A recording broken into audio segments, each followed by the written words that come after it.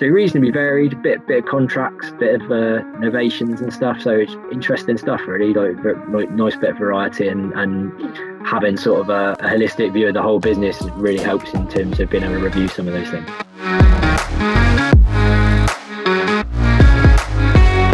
How you doing, Mike? Mike, you're the Chief Financial Officer of Marshall Power Plant. If you wouldn't mind, just giving us just tell us a bit about yourself and your current role.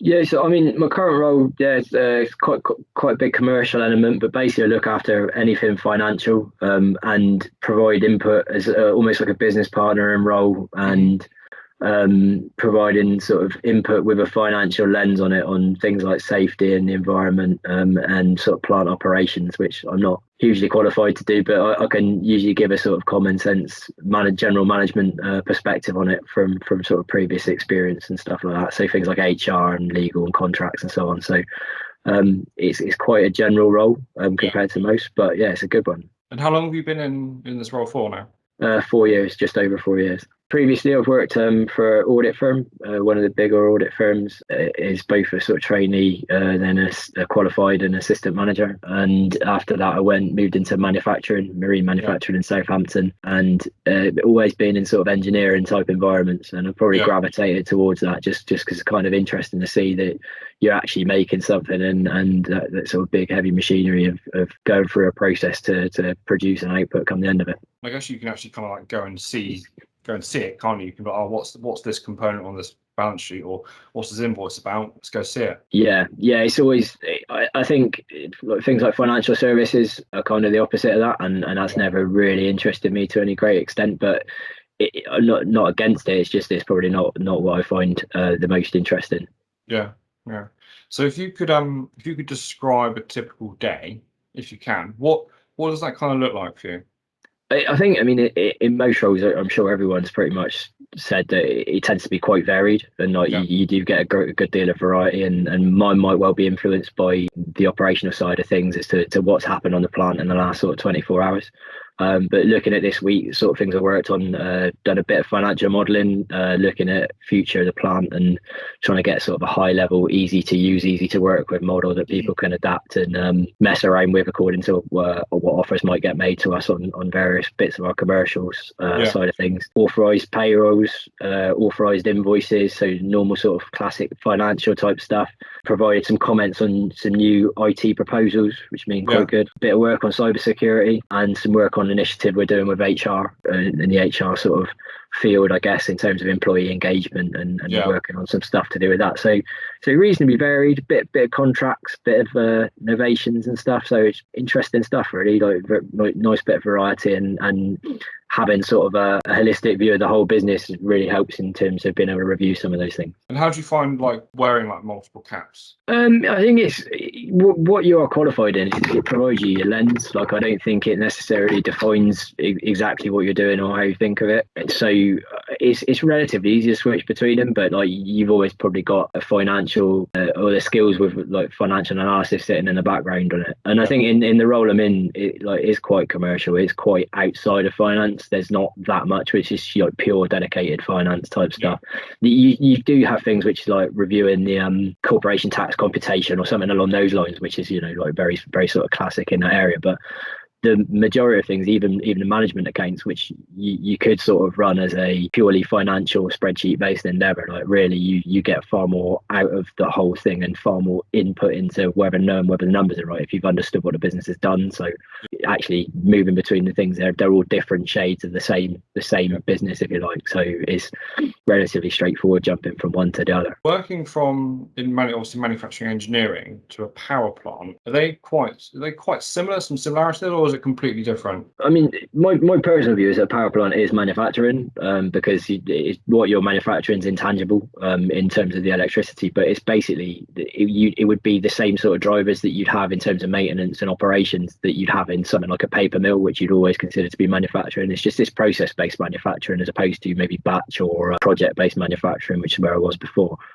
I see them as quite similar. Part of the benefits of having been an engineering background before is being able to sort of draw the commonalities between what people are talking about and the terminology being used. That's one of the biggest things to learn about engineering, because you've got like 10 different words for the same thing. And I'm sure engineers would say the same thing about financial people in reverse, but it's really helpful to sort of understand some of the conceptual stuff as to what's going wrong and why it's going wrong, and what might be ways around that, because that obviously inputs on your financial performance. Why did you decide to go and become an accountant or get a start career in finance? Yeah, I don't know if decide's the right word. I think I was working for an insurance company after university. I had various different things that I perhaps planned to do, but I had a bit of time, found a job in insurance, and sort of progressed a little bit there, but then decided that I probably wasn't going to get that far, and that it would or get far enough, fast enough for what I preferred. So applied for graduate jobs and was fortunate to land one with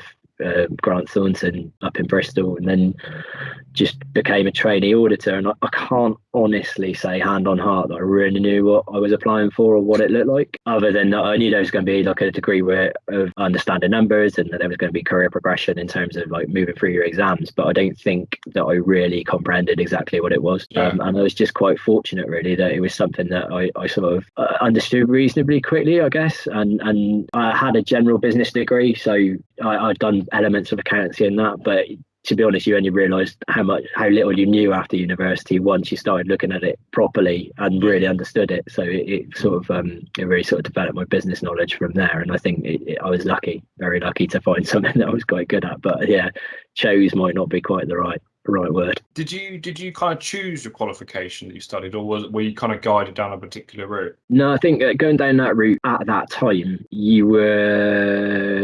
there was no conversion to ACA, and that's just ACA was the one which probably lends itself most to the auditing profession, because it's got probably got a slightly greater focus on the statutory financial accounting aspects of things. I think now you've got the option of doing AAT and converting over, which I think is a tremendous option if you're a bit younger and you know that that's what you want to do. You've got that aptitude. I think that's actually a better way to go. And then the previous sort of notion that you needed to be a graduate to become an accountant is probably not really valid anymore, and probably never has been valid. But I think there's some of that sort of elitism is hopefully moving out of the profession. How long did you stay at Grant Thornton for? I was in Bristol for like 4 years, and then I was down in Southampton. I sort of moved down to this region. I think it was probably about another 2 or 3 years. A few years after qualification, when I started in 2002 and moved out there in 2010. Yeah, so 7 or 8 years, something like that. That made the leap into industry. And what was your kind of first industry job like? First industry job was financial controller at a marine manufacturer, and it was probably the most varied role that you'd come across really, and it was really good for me because it was quite chaotic to start with, and it started with the financials, and then it grew into a much more general role, sort of supporting the wider business and doing other things. So like, eventually I sort of came in charge of after sales and warranty and stuff which would be kind of firmly outside the remit, as well as things which might also be inside the remit by sort of classic finance like HR, IT and stuff like that. But had good people to work with, good support, really good I say line management, but it was probably a little bit more or less structured than that, and more geared towards the sort of senior end of what that looks like. So more sort of coaching, mentoring type stuff from people above me. So yeah, really, really good role to move into. You were in that role, and then did you then move to Marshall Power? Yeah, so I was in that role for 7 years. Yeah, reasonably stable. Although across that time I probably was in 3 different job roles, going from financial controller, head of finance and various other bits and pieces, departments and so on, and then finance director. So moving all the way through those levels. And then straight over to finance director, sort of similar level role, but in a different industry, albeit with some commonality between the two. And do you reckon you're going through practice, getting a qualification has kind of helped you to where you are now? Yeah, definitely. And I think I'll go probably a step further, that you're, as a sort of ACA or audit trainees qualified, you're probably not that valuable at the point you've just qualified. You probably need a couple of years doing something else, like whether it be corporate finance, restructuring, reorganization, liquidation type work, or just staying in audit and seeing a little bit more and having more senior conversations with people. Obviously it depends and varies a little bit between the firms, what sort of level of exposure you get. But the more you can do that, the better place you are to then move into industry. And I think it's probably a bit counterproductive to move straight away. So even if you hate audit, if you can find it within yourself to stay for a couple more years, I think it's quite beneficial. I think, I mean, for me, like transferring offices really helps, because I think the tendency, if you stick in the same office and you say the same place, you start as a trainee on a client, and then you'll be doing that as a trainee for a couple of years, and then you'll do the senior on it for a couple of years.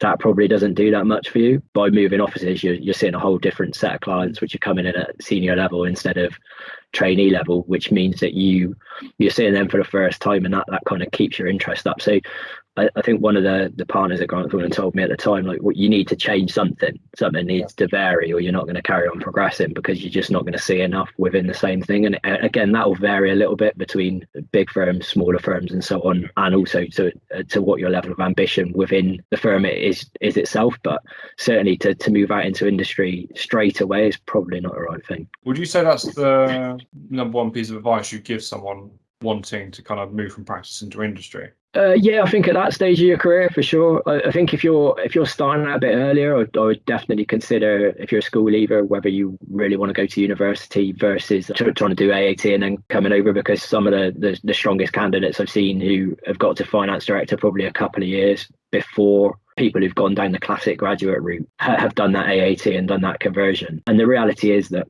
in this day and age, when you're sort of encouraged towards sort of continual learning, continual development, you could always go back and do a degree later, or whether it be a master's or MBA or something like that, if you felt the need, or if you needed to kind of tick that box on your CV at a later date. Because that's the only drawback. If a job's looking for a degree somewhere down the line, that you may not have that, but in terms of practical, pragmatic experience, you get there that much quicker that way. So I think that's probably what I'd advise at that stage. Then beyond that, once you're qualified, once you're into those roles, yeah, you do probably have to keep one eye on just continuing to develop yourself and really sort of seeking a broad understanding of what that might look like. So it might be further technical qualifications, it might be MBAs, it might be masters, it might be none of the above. It might be about industry knowledge and an industry that you really enjoy, or personal development, whether it be understanding more about yourself and self-reflection and so on, or it might just be just finding better ways to have conversations around whatever it might be, whether it be mental health or whether it be something else. And mental health is a good example, because it's not something when I started out as a trainee that anyone would have expected a finance director to know even like the first thing about. And I think now, whether you're finance or not in senior levels in the business, I think there's an expectation that you have at least some comprehension of what it might entail. So, while the world is moving, you've probably got to move with it as much as you can. 100%. I think that the role of like a finance director, CFO, has massively been changing and evolving over the last 5 years. I think that's just been accelerated by what's happened recently with obviously the pandemic. I think that's just, they need to be much more rounded and much more kind of aware of not just pure finance, but also about mental health, what's going on elsewhere in the business. In terms of the skills you reckon someone would need to be a successful finance director, CFO, what do you reckon in terms of the skill set the person needs? I mean, I think to a greater or lesser extent, it probably depends on the business and what the business is looking for out of finance. And I think there's probably like quite a strong narrative that businesses are looking for a finance team to be more than what they have historically. I actually think the reality of that is probably slightly different. And I think there are plenty of businesses which still are happy with the finance team being quite marginalised within the business. But then it's a little bit up to you as a finance director as to what you want out of your career and what impact you want to make on that business. Or are you content with just looking at the numbers, or do you want to do a bit more of that and actually have a more definite impact on the performance of the business itself, rather than being sort of hostage to fortune of what everyone else is doing? If you want to do a bit more, then I think listening and showing a genuine interest for what the business is doing is extremely important, because without that, then you won't be able to have those conversations with other parts of the business, because you won't lend yourself to it. So you need a degree of empathy for what their struggles might be, and not to have that sort of hard and fast, well, the rules say this, therefore you must do that. That's probably not the right thing in the world that we're in at the moment. I think it's got to be a bit more flexible. So adaptability is a really important thing. And I think you've got to be, whether it's not necessarily specific to finance, but if you want to carry on developing yourself, then you probably have got to put the work in and put the time in to do that. It's not to say you should be compromising work-life balance, but I think you do have to have a bit of an expectation that it's not on everybody else to do that. It's got to come from within you, and that might involve longer hours here and there. It might involve just focus on doing things which you find quite uncomfortable. So that sort of thing as a drive, I think is probably useful in general as you get more senior within business, no matter what role you're in. But obviously that's no less applicable to finance directors than anyone else. Good points you mentioned there is that empathy around the business as well, just kind of understanding. Finance, historically always been seen as blockers. You can't do that, can't do this. But if you're kind of understanding the business, getting underneath the skin of it and understanding why this person might want or need this as well, I think that's a really good skill. What would you say, Mike, that the biggest lesson you've learned or the biggest challenge that you've had in your career so far, and how you overcome it? There's been one or two times in my career when I've had a level of work where you've sat down at your desk and gone, I don't know where to start. Like there's so much here, I don't know if this is even possible to get it done. But within those moments, I mean, the way I sort of overcame them was just you kind of step back and then like you get yourself over that relatively quickly. Like if you'd have a cup of tea for 10 minutes and then think, I'll just start where I start. You kind of and then see how it pans out and how you throw things away, and then as you get older you probably get to know yourself better, and you can structure your day in a way you don't have those times. And I guess I mean things like, like sometimes some people are better working in the mornings, some people are better focusing in the evening, so like just find out what that is for yourself and try and plan your work accordingly. If you're bad at doing meetings after lunch, and don't book any for that time. Like it's not rocket science, but when you're younger and you're kind of in the midst of something which is new or novel, then I don't think you necessarily find the route to doing those things. I think that's something that probably comes with a bit of maturity. But the earlier you can start thinking about what you are and what that might look like, then the easier life is. And I think there's been a couple of other times where I've had, I don't want to say people issues, because they've been very genuine problems for people I've line managed, where the situation has just been pretty awful, and irrespective of the fact that I'm managing them, you just got an incredible sort of degree of sympathy for the position they're in. And again, you get through things like that because hopefully you've got a degree of empathy for that person, and you fall back onto your values as what you want to be as a person. Do your best to support people in that sort of situation, just as common decency really, as much as anything else. You just want them to be able to get through it. And there's been one or two where I don't think I really reflected or thought about it that much at the time, but when you think back now, you think, Jesus, that's like as bad a situation as anyone can get themselves into, and if you've done anything which can contribute to them having got through it, then that's obviously a good thing to have been able to do as their line manager or employer. And again, it comes back to that kind of like empathy skill, doesn't it? Just empathy, communication, those kind of softer skills, just being open with people, just understanding. Yeah, and I don't want to pretend that I'm brilliant at that, because I'm probably not. And I think there's a tendency, I mean, certainly in engineering environments, there's a tendency to see people as like kind of problem-bearing platforms as opposed to people. And I don't know, I'm probably not immune to feeling that way about things at times, but I guess you never, in certain situations, you don't have the right answers, and you just need to accept that and then do the very best you can to try and work on that, your sort of EQ, if you like, and your understanding and your ability to kind of support people, and not necessarily from the point of view that because you want them to do a better job. I think just sometimes like the situations I'm thinking of, you just wanted them to get through it for themselves more than anything else. Mike, what's been your greatest like professional success? To a certain extent, you kind of do these things in your career, and then at the end of your career, you look back at them, probably none of them are individually that important. And perhaps that's just, I don't know, perhaps that's just a bit blasé, but there's been one or two things where I thought, well, actually, I'm not sure everyone could have done that. And I think sometimes that gives a degree of satisfaction. Done like a proposal in my previous manufacturing job, and it's the first one that had ever been done with that particular Ministry of Defence, and it really was a completely intangible, ill-defined thing that we were doing, and it generated, at least on paper, quite a lot of benefit for the business, but it's kind of so specific to that particular situation. I'm not sure how transferable it was in my current role. Like between myself and a couple of others, we found a route to generating revenue that didn't exist before, which is quite a big deal in that industry, because not a lot changes, and there's not a lot of opportunities for doing things which are different, which you can kind of push forward, as opposed to them being driven by the market and the bigger players within it, so like the consumer, such a national grid and so on. So that's quite satisfying. But to be honest, like helping a couple of people on their career path and being able to support things like that are probably the sort of things you'll look back on later if you ever have the opportunity to do that and think like, okay, I'm actually quite pleased that I was able to do that. The rest of it, I mean, yeah, you find some ways to save some money here and there, but it's not your money, so you don't really feel, you feel like, yeah, I've done a good job, but you don't necessarily feel like I'm really actualized by that. That's my life complete. It's just not the way I think you think about it. I think probably as well as like finance directors and probably businesses in general, you don't spend enough time probably thinking about how well you've done, because you're constantly thinking about all the problems that the businesses still have. And sometimes it is probably good at the end of a year or whatever to look back and go, okay, well, actually, we managed to achieve this, and this. Yeah. Not because you're trying to give yourself a tremendous pat on the back, but it also provides you a sort of mental pathway to what you might be able to do going forward, and a bunch of problems which are currently appear like kind of unsolvable. Like it probably gives you a bit of a boost to actually be able to replay some of the stuff you've already sort of overcome, and then just see them as challenges and opportunities going forward.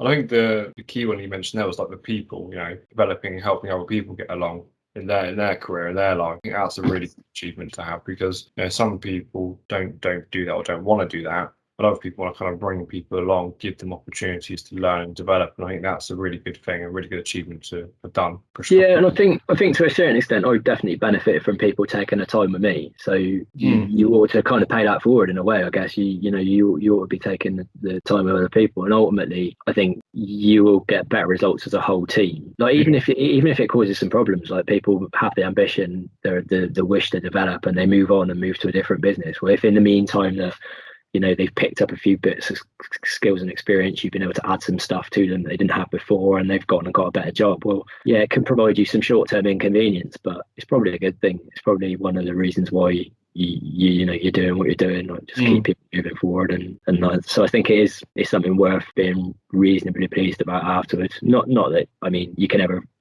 ever take credit for someone else's achievements, of course, but it's just providing a bit of support, hopefully, and maybe coming up with a few slightly more creative ways as to how they can develop themselves.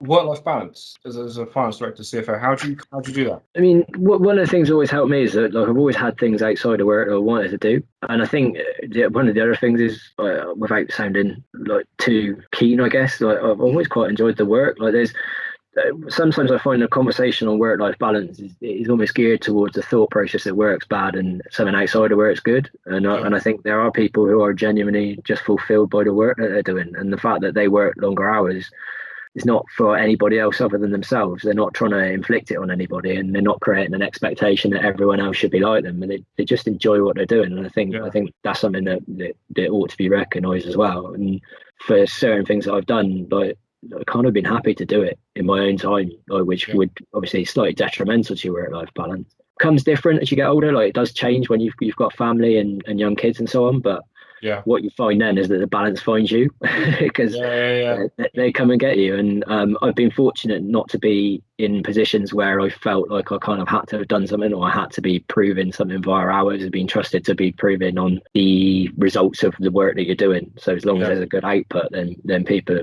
are pleased enough with it. They don't really mind too much as to the route you've taken. So I think I've been in good environments from that point of view. You just balance it. Like, I mean, I'm very rarely going to spend time on my deathbed, I would assume, looking back and going, I wish I'd done more contract novations, or I wish I got that word. You just don't think about that. But in the meantime, if your little boy wants to go and ride his bike outside, you probably are going to think back and go, I kind of enjoyed that. I wish I'd done more of that thing. So, but like I said, he comes and finds me. It's not necessarily easy, and it's certainly probably easier. It's been easier for me than perhaps I can imagine other people in other situations where it has been really tough and not enjoyable. But I've been quite fortunate, I guess. Just moving on, we'd like to try and finish with 3 questions more about you. If you hadn't ended up in finance, what do you reckon you'd be doing? Do you know, because I kind of fell into finance. It's quite, I actually really don't know, to tell you the truth. I know at the time, or certainly when I finished university, when I immediately finished university, I was thinking about joining the Marines. I broke my ankle just before sort of getting to the point where I'd have gone and applied for training. So I'd had like interviews and bits and pieces. So I was very close to doing that. And then it kind of got parked for a couple of years, and I fell into what I was doing now in the meantime. So it kind of went away, but yeah, I could still have done that. And my favourite job at the time was scaffolding. I'd love doing that. I was worked as a labourer and all that sort of thing on a chemicals plant, very similar to where I work now, actually, in terms of site rules and safety rules and the way that work is structured. I quite enjoyed that. So maybe something along those lines in construction or something like that. But yeah, I don't know. I didn't really have any other definite plans. And now when I look at other things I'd like to do, I guess something more practical and hands-on. Quite enjoy doing the DIY. I'm not very good at decorating. I'm not particularly good at. I quite enjoy like doing plumbing and bits and pieces around the house and trying to build stuff, lay concrete, whatever it happens to be. But I'm not suggesting I'm very good at it. Yeah, I mean, YouTube's a wonderful thing for stuff like that. Like, it's amazing. Like, compared to, I think about when I was like 16, 17, and the level of information that was available to you then, maybe a few years before that, before the internet had really sort of taken hold. It makes me sound pretty old, I guess, but the amount of information you can get on doing that stuff, like if you didn't have a book about it, you had to wait till the library was open. And now, like, you can literally Google, like, how do I replace this tap? And you can have it done by the end of the day. If you're reasonably practical, obviously there's been a few hairy moments where you're halfway through a job and you're thinking, I'm not sure I'm going to get this finished. So far, so good. And I say this knowing that obviously something's about to leak anytime this weekend, but as far as I'm aware, all my installations are still good. Knowing what you know now, what advice would you reckon you would give to your younger self? I think there's a few situations. I mean, I think it's an inevitable part of growing old where you look back at yourself and think probably could have been better in that situation. And you kind of have a bit of regret around the way you've behaved, the things you've done. And I think I probably gave a couple of bosses previously more hassle than I would like to have done. I think it's always helpful and it's always good advice to step back and have a think and reflect about where you are and what you're about to say and what you're about to do. And so I'd probably try and talk myself out of a few situations and just be a little bit more considered about how I approach something. But I don't know. It could just be me aging, I guess. Finally, Mike, what do you do? What do you do outside of work in your spare time? Yeah, so at the moment, it's been a bit, obviously, lockdown's strange, isn't it? Like, it's kind of changed a lot of things. In the last couple of years, I've done a couple of master's degrees in bits and pieces, so like quite a lot of studying and bits and pieces. I've played rugby for like 20 years or so now. But not been able to do that recently, so I spent more time on a bike inside racing people on the internet, so virtual bike racing. I love it. It's really good, and I think my level of fitness has developed. Well, I certainly maintained and developed far more than it would have done across the pandemic had I not done that. It's just it's like been like a bit of a sort of competitive outlet for me, which has been nice. And I've always had something like that. I've always been fairly active, always done that sort of thing. And I've always, from the other side of the studying, I've always read quite a lot, so I kind of still do that. But obviously, the rest of the time I spend family, just playing with the kids, teaching averagely to ride a bike. My wife was much better at that than I was, but at least helping him sort of ride up and down the road and do that sort of stuff and along those sorts of lines. So it's been really nice to be able to do that and stay quite local. So are you still doing the charity? Yeah, I'm a trustee of a charity based down in Portsmouth, quite heavily impacted by the pandemic, but doing look after conservation of whales and dolphins and promote citizen science, which is why they've been so impacted, because they do a lot of stuff on boats and ferries and so on. Their name's Orca, if anyone's interested and want to look at them. They're a really good little charity and were growing extremely strongly prior to the pandemic, but hopefully we've done all right so far, touch wood, and I think come the end of this year, reasonably, I mean, we're in as strong a position as we could have conceivably been as a result of everything. Hopefully we'll get the momentum back as the world, or certainly our part of the world, slowly returns back to normal. Is there any sort of events or anything coming up at all with Orca? Not really. Like, only that they might be going back onto some boats again, which is quite nice. We were fortunate that we were still able to provide a wildlife program to the very north of Scotland last year, because it was relatively isolated where in particular where we were working, and the partner was still keen to kind of have some sort of input from us, which was nice. But we didn't actually get to go out on any ships, which is a shame. But I think that there is a few sort of things coming up which would be nice. But the more sort of general stuff. General trips that we do for the public to sort of go and look at whale watching and so on, we're still not quite there yet in terms of what does working on a ferry look like now. We're still a little way away from kind of understanding that.